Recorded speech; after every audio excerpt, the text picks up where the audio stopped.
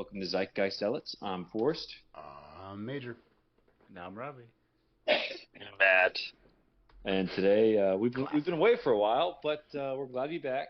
We had Thanksgiving holidays and some traveling getting away, but we're back. We're ready to talk about the last two episodes of Invincible, episode 3 and 4, and that wonderful Loki finale that happened a few weeks ago. But it's still fresh in our minds, so it's still going to be exciting to talk about. Yeah, it is. Man, what a way to wrap up an excellent series. Maybe I think it nailed the ending. We'll talk about it for sure. Maybe, probably. But first, I wanted to get in some news with you guys. This is actually a Zeitgeist Zealots exclusive. Just got the phone with my buddy Bob Iger. Disney is officially rebranding to the company now known as D's Nuts after their last animated movie Wish flopped in the box office. Did you guys hear about this?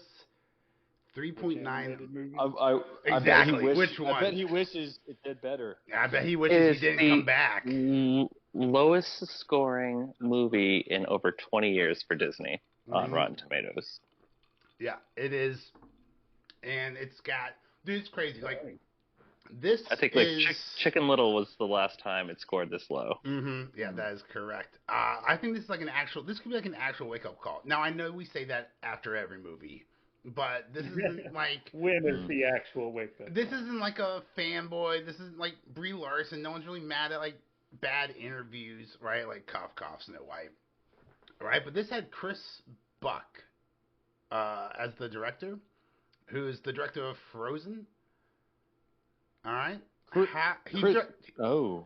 He directed Frozen. That's a successful one. Yeah, I've never seen it, but I heard it's pretty successful. Other director was Fawn, and I apologize for this, Fawn Vera Sunthorn.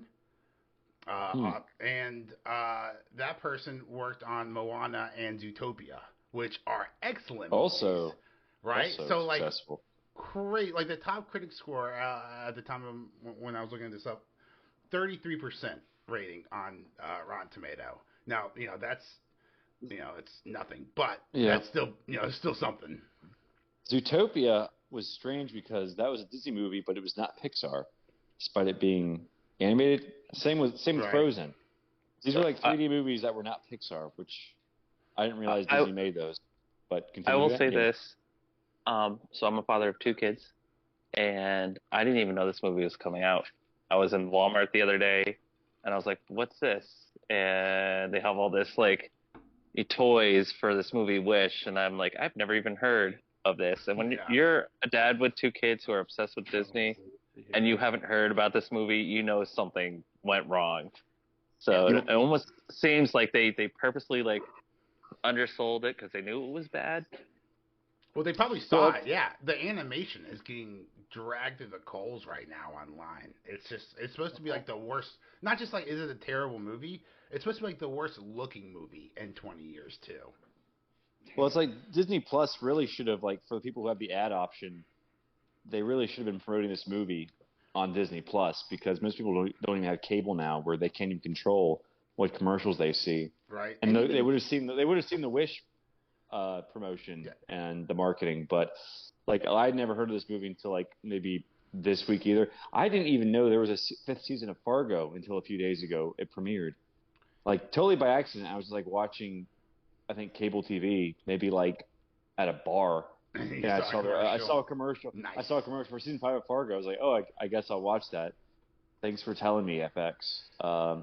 Really great job with the marketing there. Not a good weekend box office for Disney for Wish, but in a 1-2 sucker punch, the Marvels bombed 2 weeks in a row. No shocker there.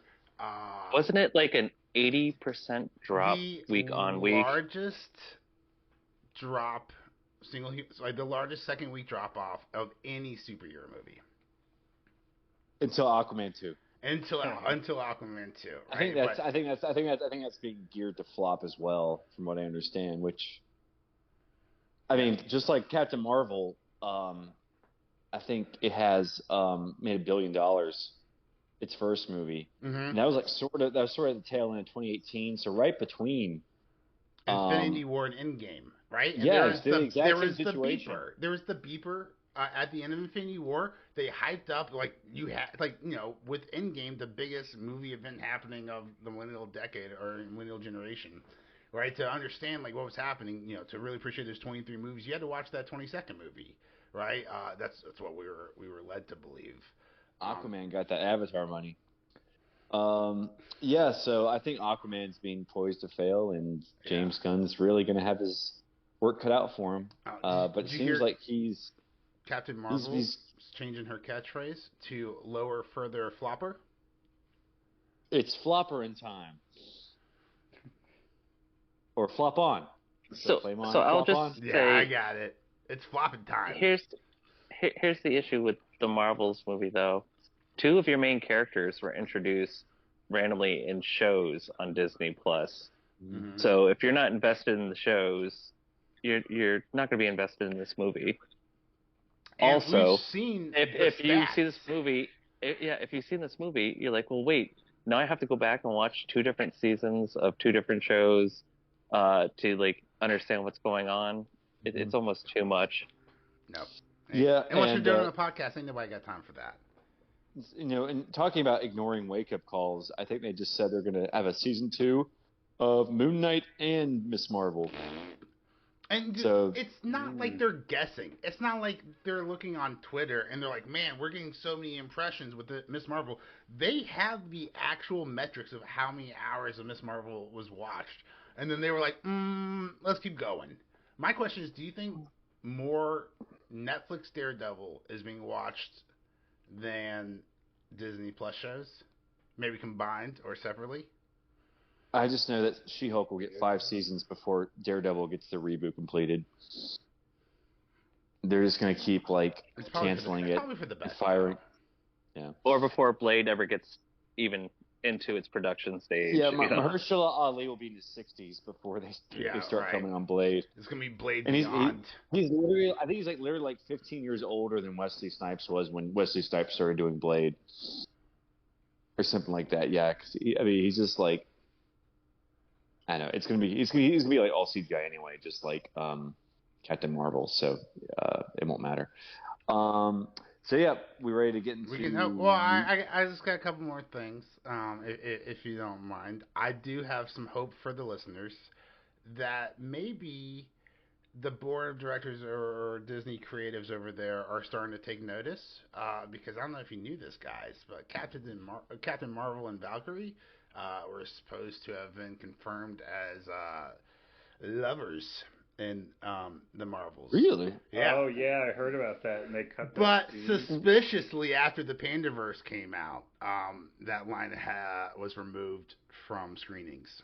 So, well, did she and Rhodey share a look in Endgame that was supposed to hint that they were sort of? I mean, didn't Scarlett Johansson take a shower with the Hulk? And do you guys remember? I missed that scene. Do you guys remember those 2 pumps in the Eternals? Disney just needs to maybe not try to get sexual, or get better at it. Which they might have a chance to do if they pick the right Silver Surfer. Did you guys hear that they might gender swap this to be a woman? Well, I don't think they're going to gender swap. They're just going to, because Anna Taylor-Joy, I think, is sort of in talks or in the mix to be join the movie, and people think it's going to be a gender swapped Silver Surfer, but I think it's going to be Nova. The female one. Yes, the female herald called Nova, not to be confused with Richard Rider. This is a character that's basically just like the Human Torch. She's just made of fire, but she's Galactus' herald. So I think that's who they're getting her to play. But I think both that character and Silver Surfer will be in the movie. And guess who's being eyed to play Doctor Doom? Mickelson? Played another Doctor. He played another. Yeah, actually, he's in the mix. But the name I heard today, he also played a Doctor who's responsible for a lot of destruction. Dr. Oz? Dr. Ozenheimer.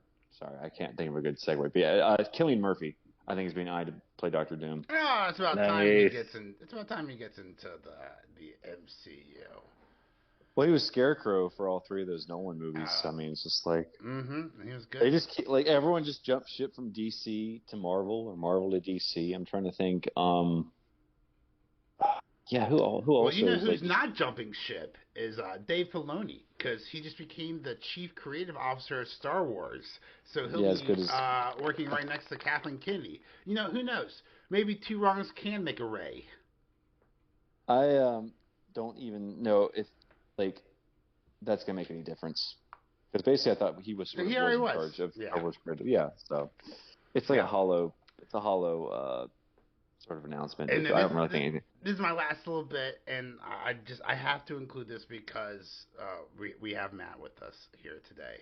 Have you heard recently that George R. R. Martin wrote nothing this year with Winds of Winter? Crickets, exactly. They sigh. Well, it's not winter yet. Well, now it is winter, so maybe he'll. Maybe no. Yeah, the whole it is. He has like what I think like a little over 1,045 pages completed for 2 books worth of stuff. He recently updated. George R. R. Martin recently updated audience saying, "I have like 1,100 pages written, but I still have hundreds more pages to go." However, back in December 2022, the author said he had written about 1,100 to 1,200 pages of Winds of Winter, but needed to write 400 or 500 more pages. So we all know that he's just hoping to die, and that Brandon Sanderson finishes it for him. What he should do is say Brian his Herbert. hard drive. What he should do is say his hard drive got stolen and it's all taken off. And you know, like someone broke into his car. So wait. Do you know how like George R. R. Martin like actually writes his books? It's like on an MS-DOS like command prompt type thing. It's like so crazy. Yeah, like an MS-DOS based word processor. He has a blog. Nuts. So he can't even like look at the internet when he's like. I mean, that's probably a good thing because he probably doesn't need to be like surfing the internet to distract him while he's writing his book. So it's pretty smart using a word processor that's sort of like devoid of the outside world and just focus on his fantasy world. Clearly, he has a discipline problem. Well, we all know that. We all know he loves trolling fans. He loves trolling fans. So I think if he does die, he's not going to hand over the reins to Brandon Sanderson. He's going to hand over the reins to Brian Herbert to finish. Finish the Song of Ice and Fire. That guy has destroyed his father's legacy. Exactly. Who are the George R. Martin's? Who are the two guys? I hate my fans so much. I'm just going to hand it over to Brian Herbert. Who are the two guys in charge of Rings of Power? That's who you should give it to. He should give it that would infuriate every fan. He should give it to Kathleen Kennedy. No, I don't know. He should give it over to Scott Buck, who ruined not one but 2 Marvel TV shows, Inhumans and Iron Fist. Damn, I wonder if he's any related to Chris Buck. Yeah, that's when you mentioned Chris Buck. I'm like, he must know Scott. He must be related to Scott Buck because that family has no talent, apparently. The buck stops there, and so does the talent. Yep. Where's that? Hit me with that one. The clap thing. Thanks. Yeah. All right. But guys, you know, this is pretty bleak, but thanks to God King Loki, there exists a timeline out there where these shows didn't suck. So let's dive into how that's even possible, and why we should all be thankful to Loki. So basically Loki goes back in time a bunch of times, and he can't change anything, so he decides to become a Keebler elf and live inside a tree. The end. And Owen Wilson sees his family again, and he's like, wow. Guys, I thought it was excellent. I thought this was like the best hour of Marvel since Endgame. Oh man, him just grabbing those vines and making them green. No, the whole experience over the how many years? The whole Groundhog's Day. Right? I love it. That? My favorite scene in that whole episode was when he's explaining to the guy, you know, the first step is a trip. Make sure this is sealed. Don't do this. Don't put the thing down. Like you can tell, he's experienced it over and over again. And do not put this. And Tom Hiddleston is such a good actor. He learns like all the engineering from. Yeah, it's like how long would that take?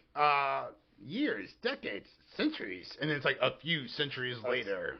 Like, oh my god, you that would hear be the insane. SpongeBob voice. A few centuries later. So I love how it's like a backhanded slap about how dumb Loki is, because they're like, like decades, centuries, and it's like several centuries later. I was I was like, how? He failed his physics PhD like 80 times. Victor Timely was like 20, 30, 40 years old at the time. Like, surely it could take one 40 years to learn 40 years worth of Victor Timely's knowledge. I mean, like a 4-year PhD program, you might be able to get like a gist out of it. Yeah, but I mean, we've all been to school. We've all been to college. We know you could take 4 years and take everything that you actually need to learn and cram that down to like 1 semester, 2 semesters tops. Yeah, I think it was just a course on just making time barometers. You could have just taken that course. Yeah. They should have. Well, I think. He needs YouTube. He needs to go down the YouTube rabbit hole. You should go on to TVAU, taking that class on time barometers. So Matt really enjoyed how knowledgeable Loki was. I really enjoyed how he just speed ran through like season 2. Like, he was going back like a little bit, and then he'd go back like a little bit more, and then go back like a little bit more. And then like we just saw pretty much this whole season take place in like 10 minutes. He's like, Miss Minutes, let's go. I know you're mad, let's go. Him getting to that first room with Morbius was pretty cool. You mean Mobius? Right. No, yep. Mobius, so I saw a Mobius. great meme today, and it was Mobius on a jet ski crying, going, realizing you're the best character in the series, but everybody confuses you with Jared Leto. Yeah. That's and speaking of Morbius, did anyone see the Madam Web trailer? Yes. Sony's next big hit after Kraven the Hunter makes $2 billion. Sweeney should play the Silver Surfer. I mean, basically Sony's just like, well, maybe I think Amy Pascal, who's in charge of the Sony Spider-Man verse, is just basically just like doing everything she can to survive right now. They're trying to create their own MCU, but they only have Spider-Man toys they only have to play Venom. with. No, they have Miles Morales. They have all of Spider-Man, and Spider-Man's got a huge catalog. They have like 200 Spider-Man characters, right? Yeah. Madam Web is the multiverse. This is how they create the Spider-Man MCU over at Sony, so they don't have to keep sharing profits. When we were talking about Kraven, remember how I'm saying like, don't the Sinister Six needs to be introduced all together. You can't draw out every single person's backstory in a movie, and I think that's what they're gonna be doing. That's what every member of for. Sinister Six is gonna get a movie, and that's frustrating. Nah, dude. I'll tell you right now. I know 6 episodes, 6 origin stories, the Sinister Six on Disney Plus limited series. Right? You watch it if you want to, so you have more background on who everyone is, and then you can just walk into the theater and have a great time at the movies. I think you're absolutely right. This is one of the few times I wouldn't mind like a 8-episode series where 40 minutes each, everybody gets a backstory. This is how we came together, and there you go. Then go to the movie. Yeah, it's sort of like that scene in Seinfeld where he's talking to the deaf woman. And he's like, "How about 6?" And she thinks he's saying sex. And he's like, "How about 6? You got a problem with 6? 6 is good." And she just looks horrified because she thinks he's saying sex because she's deaf. So it's sort of like Amy Pascal being like, how about 6? And I'm like horrified. You're like, no, don't make me watch 6 episodes. Yeah.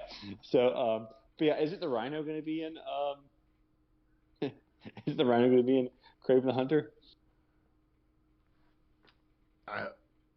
Maybe. If you watch the trailer, is that from the trailer, right? He's like, "You want to know why they call me the Rhino?" And then someone commented in the trailer, like, "I just hope the Rhinos remembers the advice his dead uncle gave him. With great horns comes great horniness." All right, so back to Loki.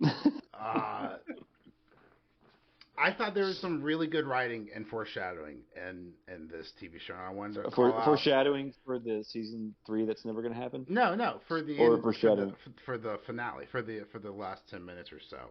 So like in the episode, like there are parts where, like Sylvie says, you've been seduced by a throne, and Loki says the last thing I want is a throne, and we know how this show ends. And at the beginning of the episode, or somewhere in the episode, not the beginning, but like He Who Remains is talking. Definitely not the beginning. He Who Remains is talking to Loki, and he said, "I make the tough choices. That's why I get the big chair." And Loki had to make the toughest choice of all, had to make the hardest sacrifice of all, right? And that's why he got the biggest fucking coolest chair, right? That's why he got that throne at the end. And I was like, damn, that's some good writing. He's got to stay there. Anyone disappointed that He Remains in 2023 wasn't he/him/his remains? Who remains? I mean, I think just so we know his. If anyone should have been they who remains, it is Jonathan Majors. It's Jonathan Majors. So I will say well, they should call him If He Remains, because he still hasn't won that case yet, or been vindicated. So If He Remains for King Dynasty, but. So I will say this.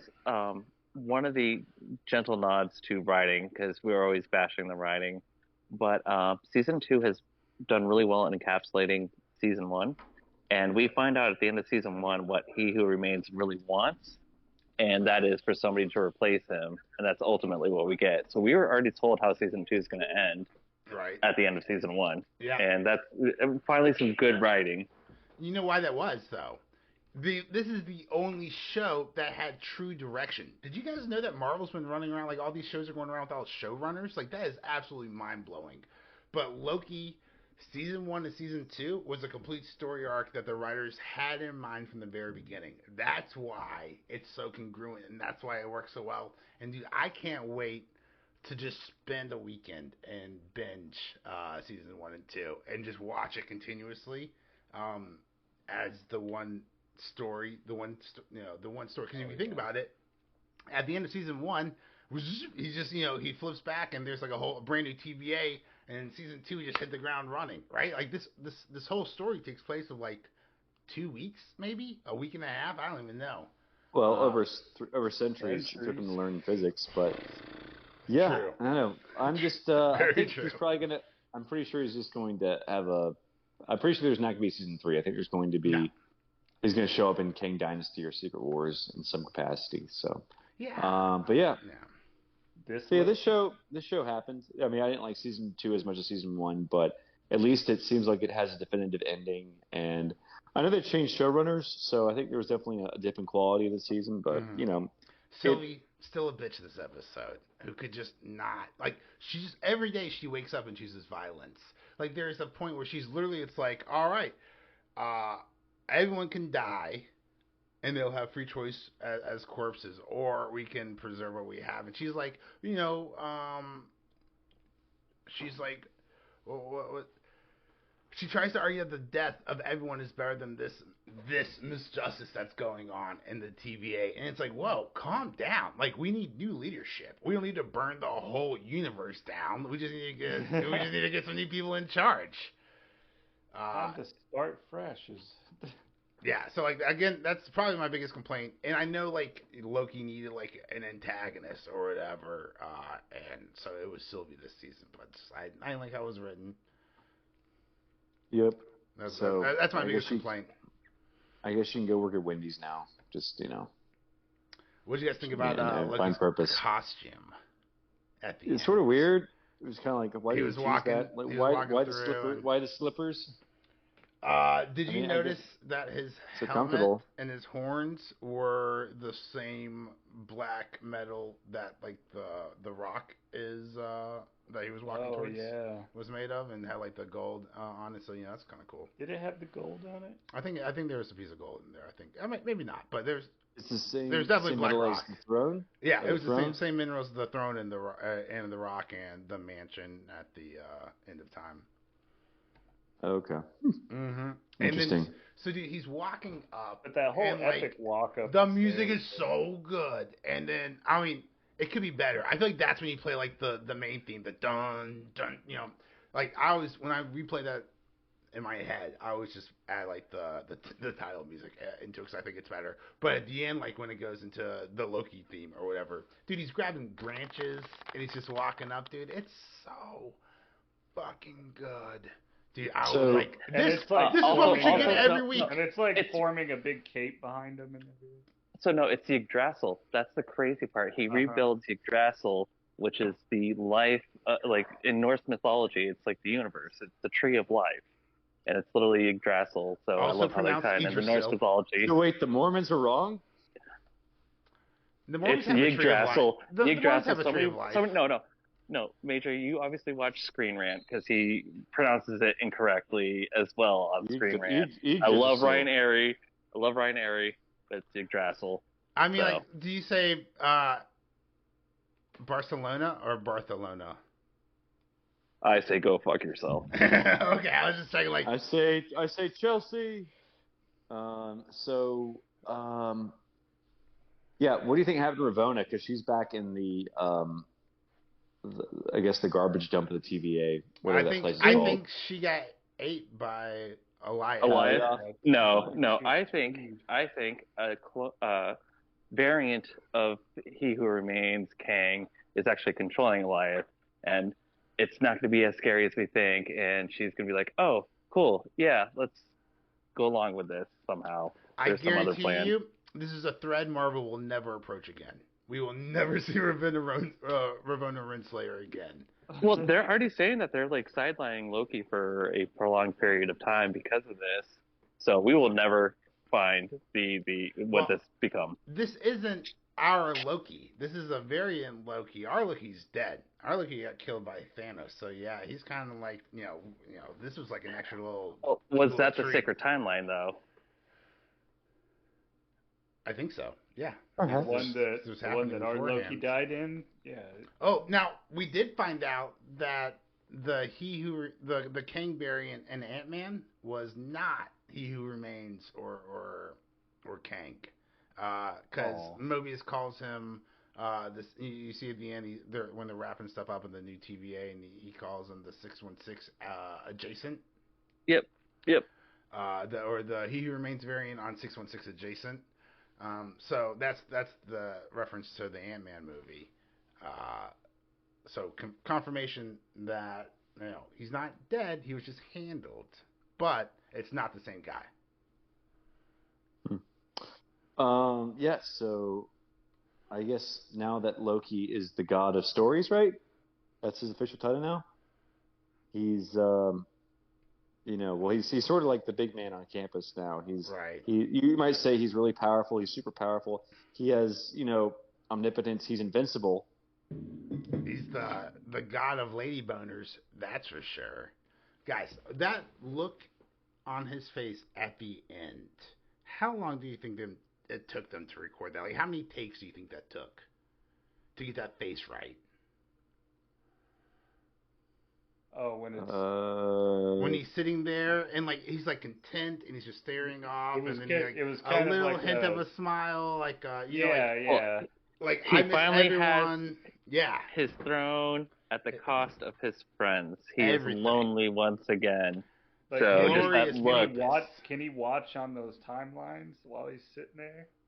He can hear people. We heard him listen to the voices. That's the face of a veteran binger right there, because he's just binging all the timelines, and he'll never have nothing else to do for however long he's alive. Yes, he'll never run out of content to watch.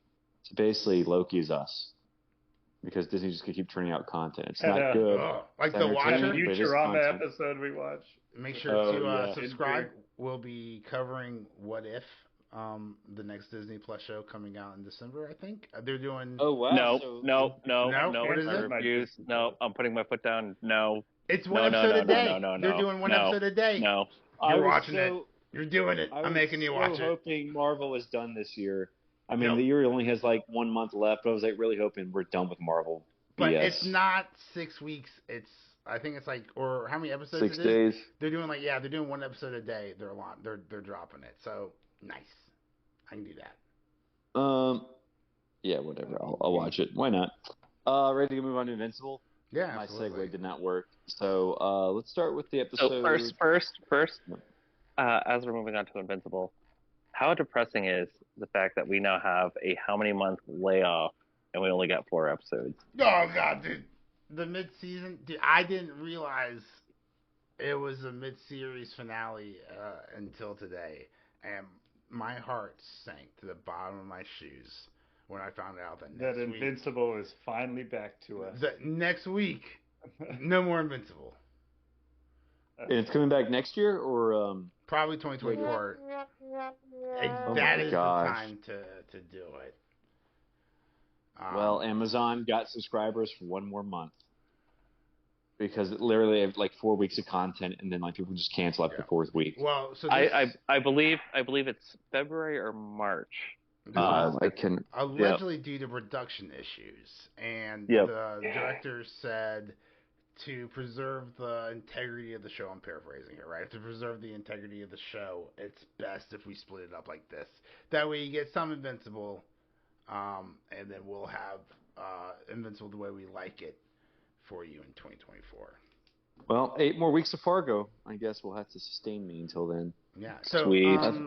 episode 3. In about 6 hours, I lose my virginity to a fish. What do you guys think about this episode? I thought that was episode 2 with. Is that episode 2? I think so. Yeah. Oh, well, we're on Episode 3, aren't we? Episode 3 was with Alan the alien and Mark both getting laid at the same time, and the narrator had to like go back and forth, like, oh, they're doing it.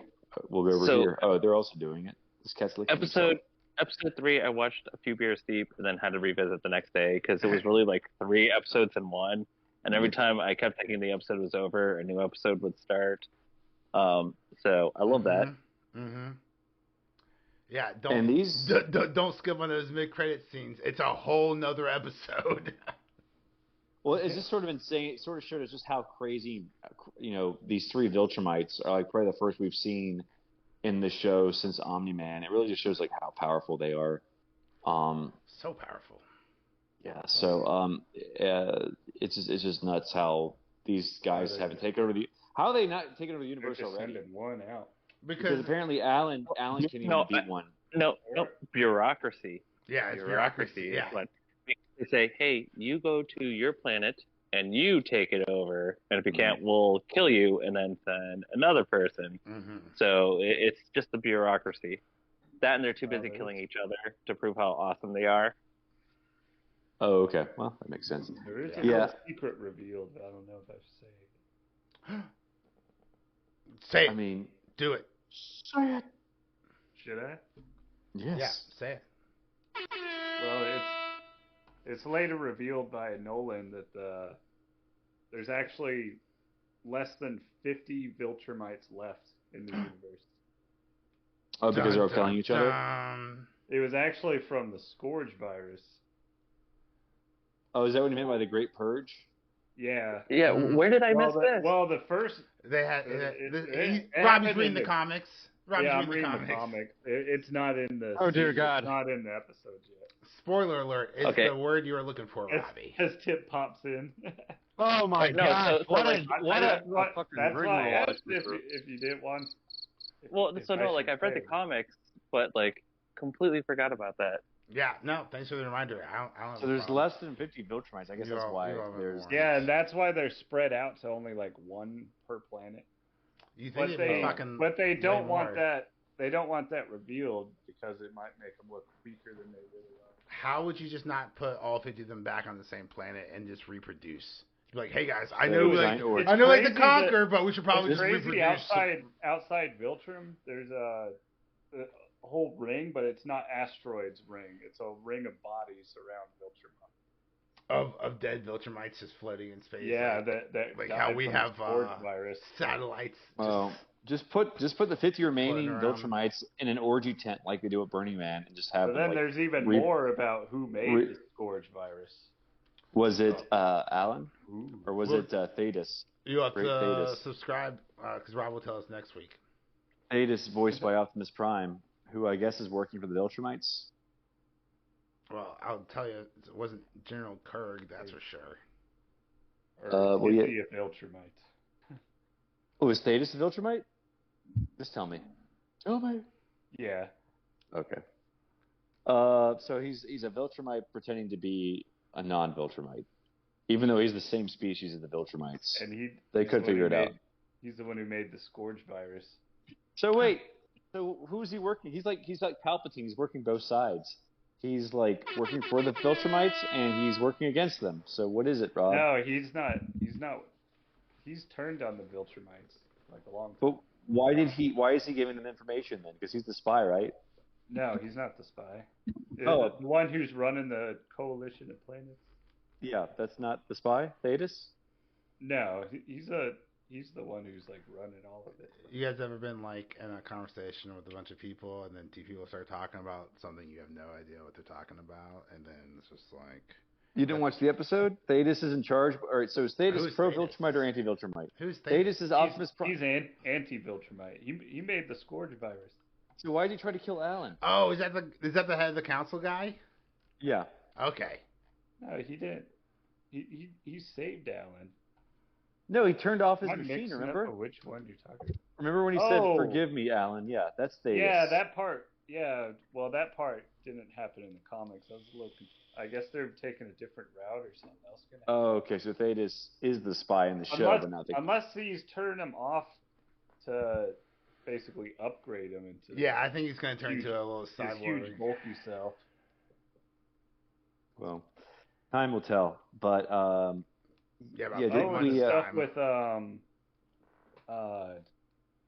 what's his name? Who's working with Cecil?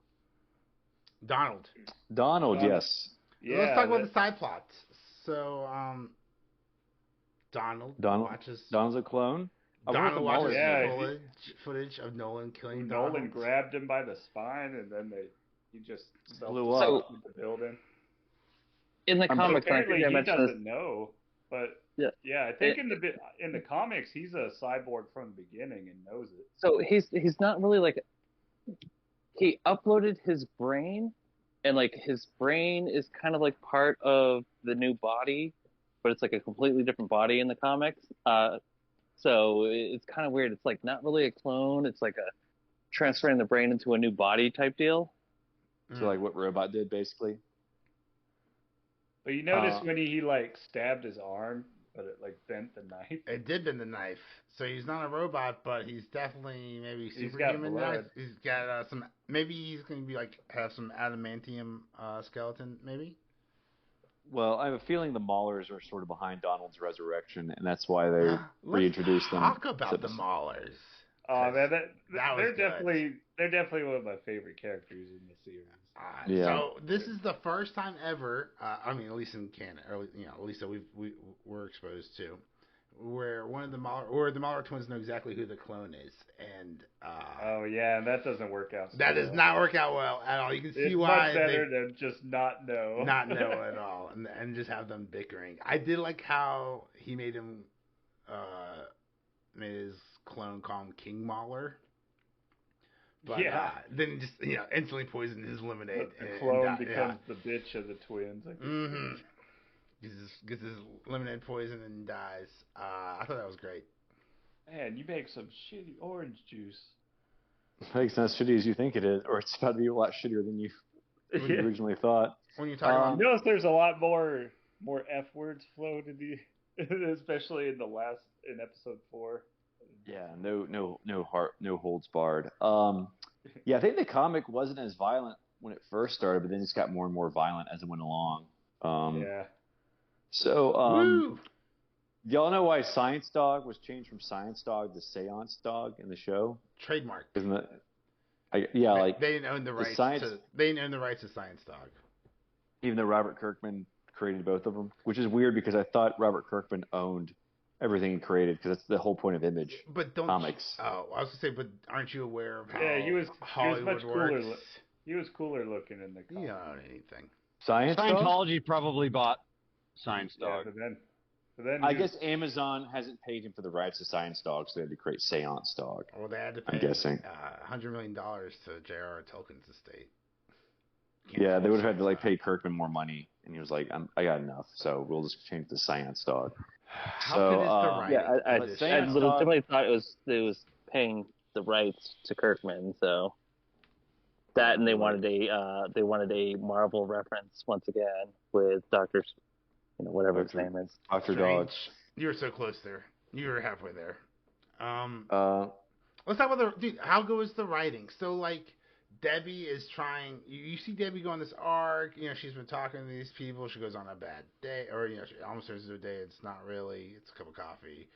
She talks to Art. We get to see Mark Hamill. Everyone, that is awesome. I love to see Luke whenever I can. Who just announced he'll never voice the Joker again because he doesn't want to do it without Kevin Conroy's Batman. Aww. I was like, yeah.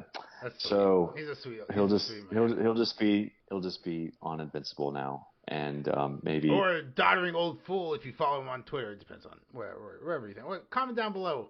What do you think about Mark Hamill online? Amazon loves their superhero support groups because there's the one in The Boys where it's like I dated a superhero, and I like the one guy. I think it's very real. Like that's a traumatic. The superheroes. I mean, fuck that. No, I think it's just they do a lot of grounded shit, and I think if we're going to be real, superheroes really existed, there would definitely be support. Well, it's because the Invincible was way more serious. Where like the boys were just like, yeah, she could freeze her body, and I was inside her when she froze, and she broke my dick off. Yeah. Or I sneezed after I did some cocaine and I blew up my boyfriend. Yeah. So, but yeah, they love their superhero support group. But anyway, so Debbie is on this arc of getting over Nolan, and you see her throwing away these books, the same books that Mark now needs to read. Because they have the secrets to beat the Viltrumites. Yeah, very cool. Nice. Mm-hmm. So like, I think I know where the books went. Yeah. Oh, well, don't spoil it. Yeah. I've already thrown out some major spoilers. Do it. It's 3 months until the next episode. No one's gonna remember what you're about to say. Probably edit like a spoiler alert. Hey, if you guys would just go ahead and subscribe on YouTube, then we'll have enough subscribers that I can do timestamps. So that would be fantastic. If you just want to mosey on over, or if you're there, just scroll down some. Make sure you hit that like button. We appreciate it. Yeah, so it ended with Seance Dog being a grasshopper person who led Mark back to his dad. A Thoraxin? Yeah. Thoraxin, yes, because of the thorax that bugs have. So very clever, Robert Kirkman. Nice wordplay there. So he takes him back to Thraxis, and we see Omni-Man again, who's now the Emperor of the Thraxins. And then in the next episode, we get not one but two montages of sad people floating around or walking around. One with Debbie and one with Nolan at the very beginning. Because he's just like, well, he's about to kill himself, isn't he? He was about to go into that black hole. That black hole? Dude, how beautiful was that beginning? Yeah, that wasn't in the comic, but I like that because they didn't really explain how he ended up on that planet in the comic. Yeah, so that was nice. So that was added. Yeah, that was a nice addition there. Matt, what'd you think? This was a slow cover. This was a cover of Avalanche by Leonard Cohen, which is just a slow song. So it's not exactly a slow cover. What did you think about the music there, Matt?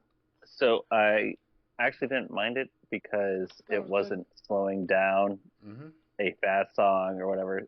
I felt it's at pace with the original song. And the other thing, too, is that it was appropriate to the scene. It wasn't just saying zombie because there's zombies in the background. Shots fired. Dear Lord. Yeah, and then he saved the grasshopper people, and then he, for some reason... He fell in love. He was about to leave. Hey, yeah. I mean, the best way to get over someone is to get under someone else. Or have them over you. Or have someone else make them your overlord. How much time passed? Was it about a year or so? That's a great question. He's graduating high school. I'm not too sure. So, a few months. You figure what's his name, was still a senior, and then he graduates, and then he's going to college. So you figure it's at least September, October at this point. So it's like 6 to 9 months. They have shorter lives, those Thoraxins. Yeah, because that's what I was going to say. I wonder how many generations that he's taken over that planet Yeah, he's just the oldest one. And that's Well, why, she was in. That's Well, why she was. he's in charge now. She was Yeah. in the ship. She was in the ship he saved.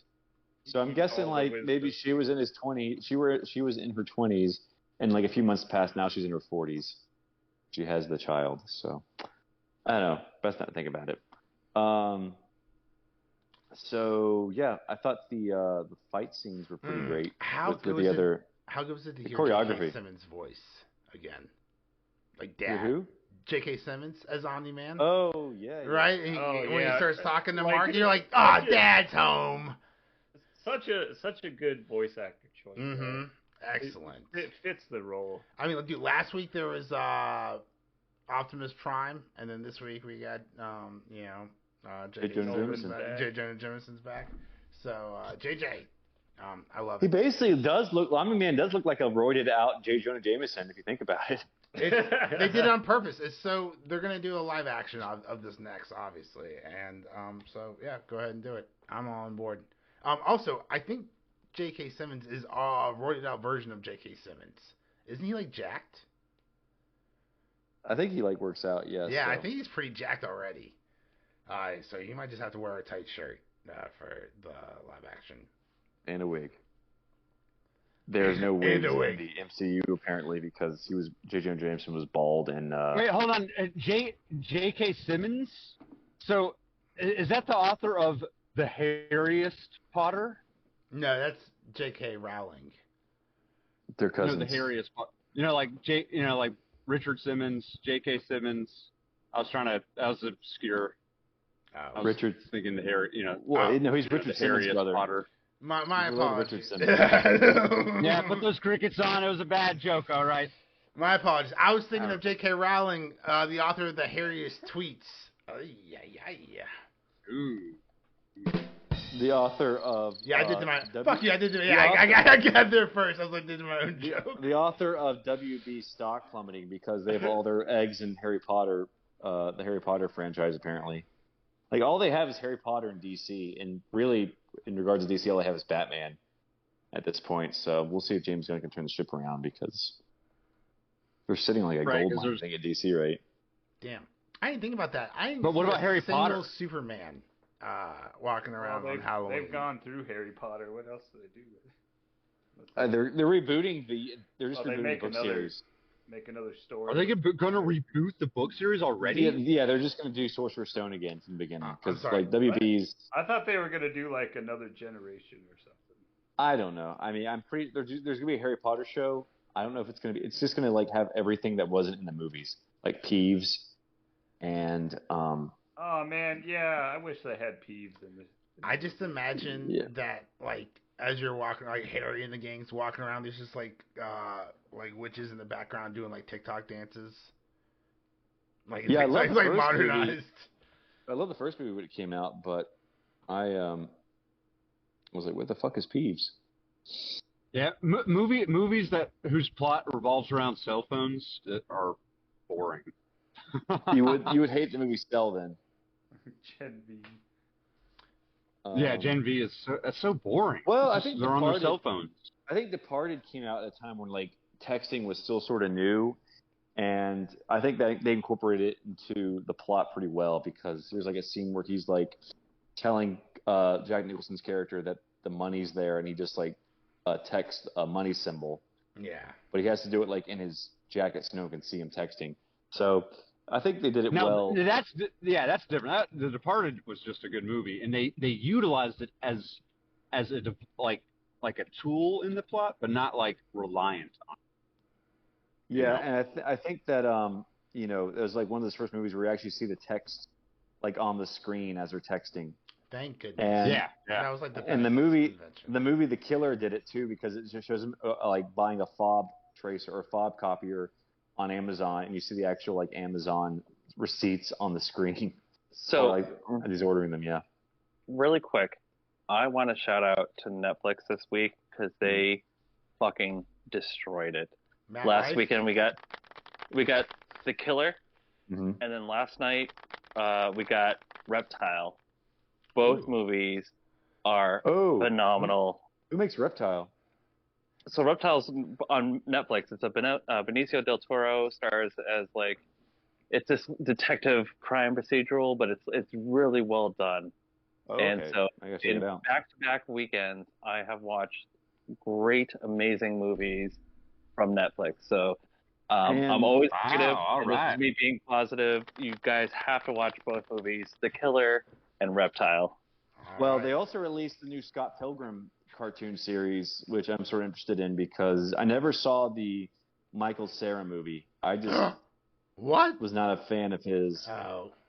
Still not. I mean, I get Arrested Development. People like Arrested Development, but I just don't buy Michael Cera as a leading man. Yeah, I he's think not that great. Hollywood, I think, got the gist of that as well. But I think this is like going to be a more faithful adaptation of Scott Pilgrim comics, which I've never read either, but I hear they're really like good. So I might check that on Netflix as well. So I think Netflix is like, Disney keeps failing with the Marvels and Wish, but Netflix is like Netflix is sort of killing like it right has now. been Yeah. sort of killing it right now. Well, Scott Pilgrim is known for having to fight all those evil exes. Yeah. Which I'm going to use to segue into what an amazing fight we had in this mid-series With the evil finale. Viltrumites. Dude, Yeah. that girl Thula, that's the old woman with the long braid. Oh, That blade, with dude, the she knife puts on the end of the like a braid. knife on the end. She's like, I'm like, oh my god, that was so good.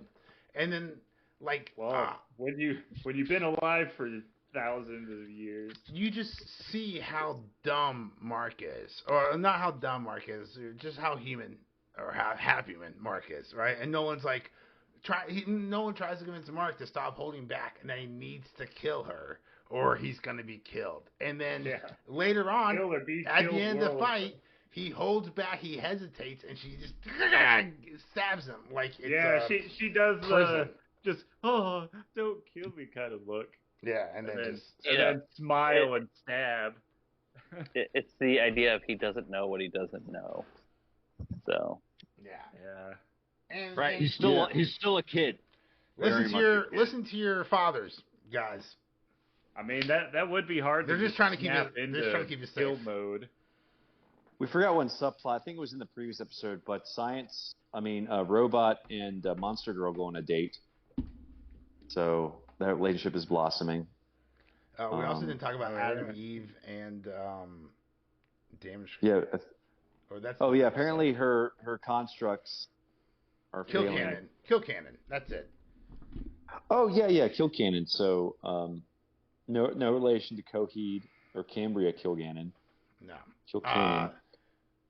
No, but it is in a great relation to Eve. This was the first guy we saw, one of the villains from the pilot episode, and this is like one of the first guys she fought in the Eve special, the Adam Eve special.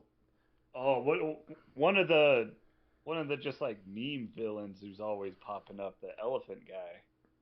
That guy's great. He pops up all the time, but there's never really any description about him. Same thing with the guy with the ropes coming out of his chest, or was it like the big league chew? Those were coming out of his chest. No. Oh, who was with the magma guy? Yeah. Yeah. I like all these what they call jobber villains, where they're just there like to fight heroes. So yeah, it's pretty cool. But yeah, I'm bummed out that we're not gonna see Invincible for like another few months because I'm really into the show now. Mm-hmm. And it ended with General Krieg, who was voiced by the same guy who was the professor in Gen V. Remember the guy who got killed in the first episode? What was his name? Brandt?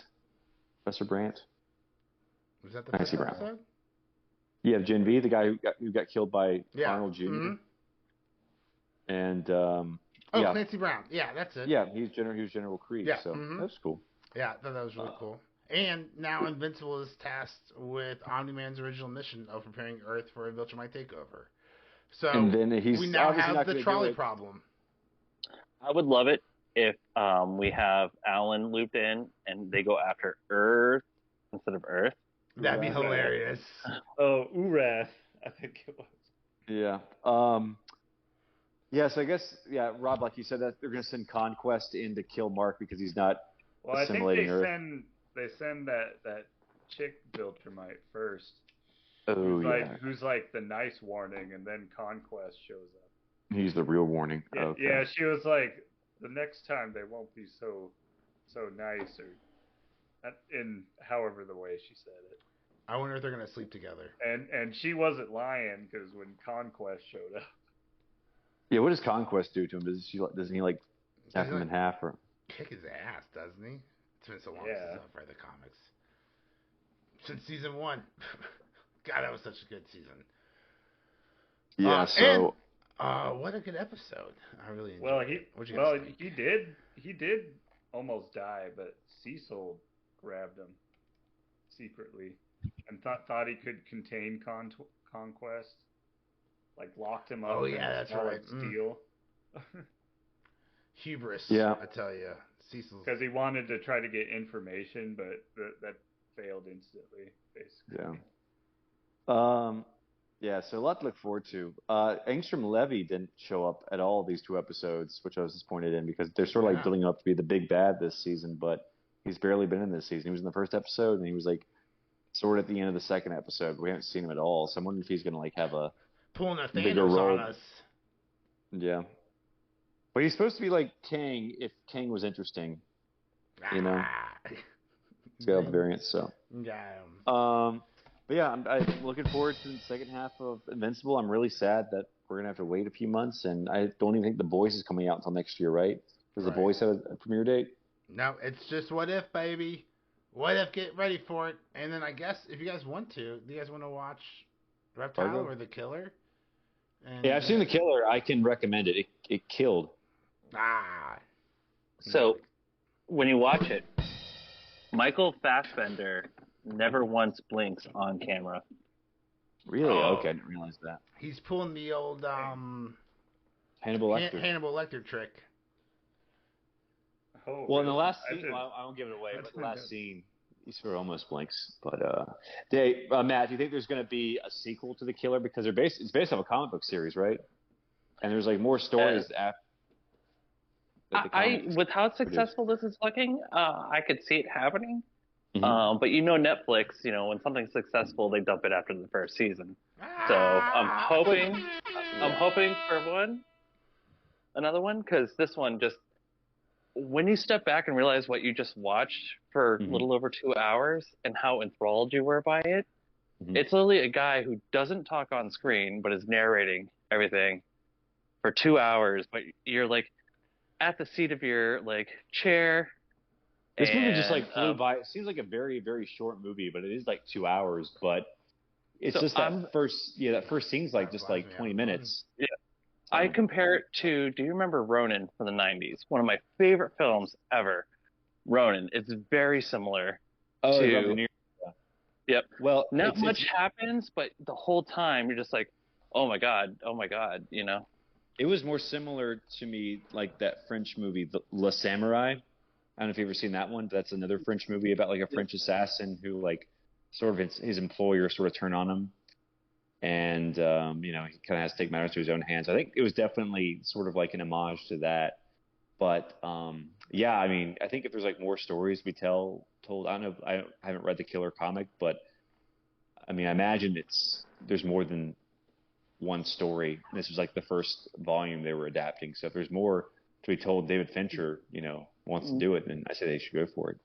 And I will say this, there's a lot of controversy with this movie because they released it technically in theaters for 12 days, so that way it would qualify for an Oscar or whatever award movies get.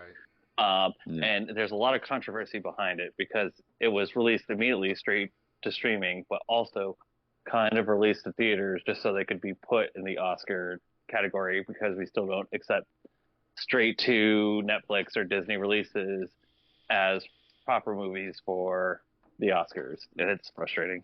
Yeah, but they've been doing that for like years now. I think Netflix has. So, but they have. But this is like the most egregious one. But also like just accept it. This is how we're going. We're going straight to streaming. It's different than, I think the issue is, do you remember straight to DVD in the 90s or early aughts? Right, yeah. If it was straight to DVD, it was literally bad. The worst piece of crap that had ever happened. And the company was like, you know what? We'd rather just not put it in the theater because we're going to lose so much money. Right. Yeah. Well, I think the Academy needs to change their rules then. Like, you shouldn't have to like leave your house and like pay $13 for a movie to be considered good enough for you to nominate it. You know what the crazy part too is, though? I would, after even seeing this, be willing to go to a theater and actually watch this in a theater. I would have enjoyed seeing this in a theater. Yeah, I mean, that's the thing. Like, Netflix wants their stuff on their service, but they also want those Oscars because they want, recognition and prestige. But it's sort of like, well, what do you want? Do you want prestige? Do you want the Oscars? Or do you want to like kill your business model? So, or do you want original content? So, but yeah, this was great. They can do all three. No one's going to see it in the theaters. They're just putting it out. Like, there's not like there's not like a threshold of people who have to see it in theaters for it to be nominated for an Oscar. They just got thrown up in a couple of theaters for like a week and a half or whatever.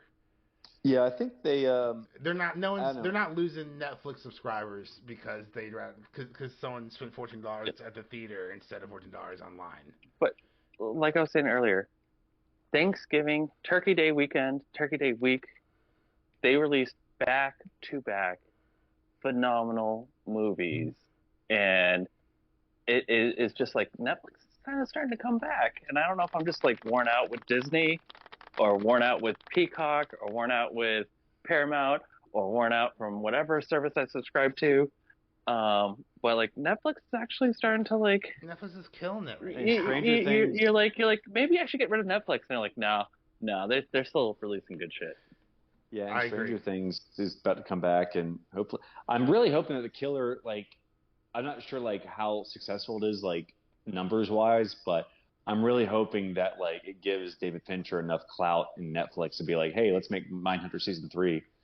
And they're like, and Netflix is like, we'll do anything to keep you, David Fincher. So yeah, we're gonna greenlit. Even though he said he'll never do it, I wish. Yeah. Oh man, Mindhunter season 3, I would so kill good. for. Ironically, yeah. But like really he says he'll never do it, but like No, I don't blame him. He said it took him like 90 hours a week or 100 hours a week, like for season 2, and it's like, dude, I wouldn't do season 3. That's ridiculous. Yeah, but yeah, hopefully they make it in some shape. Yeah, they're doing like True Detective.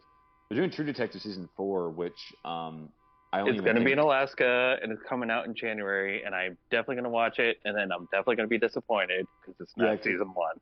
Well, Nick Pizzolatto, I don't think he's even involved anymore, so it's just True Detective in name only. But has Jodie Foster is going to be in it, so she's a name actress. Yeah. So Mage, you want to plug our social media? I think covered everything. Yeah, so we are currently in the process of uploading our back catalog onto YouTube. For those who want to listen to the podcast on YouTube, there will be that there. Sometimes there will be a visual component. Hopefully, that's the plan. If you guys want to reach out to us, you can do so on X, the site formerly known as Twitter, at ZZealots Podcast. ZZealots Podcast, if you want to reach out, tell us what you think. Don't forget to rate and review this episode. We really appreciate giving it 5 stars. Really does help push it on the algorithm. So if you liked it, and like you have to if you're this far into it, else that's just really weird. And you should comment and tell us why you're still listening. And we appreciate it if you don't like what you're hearing right now. But do it. Give us 5 stars. We would really appreciate it. It really helps put this podcast back into the algorithm atmosphere. And that would be great. So we can reach more people. So more people can listen. Well, I'm Forrest. I'm Major. And I'm Robbie. Matt. And Chip. Thanks for listening. Appreciate you. Bye, guys. Peace. Very nice. And we just end it right there, yeah.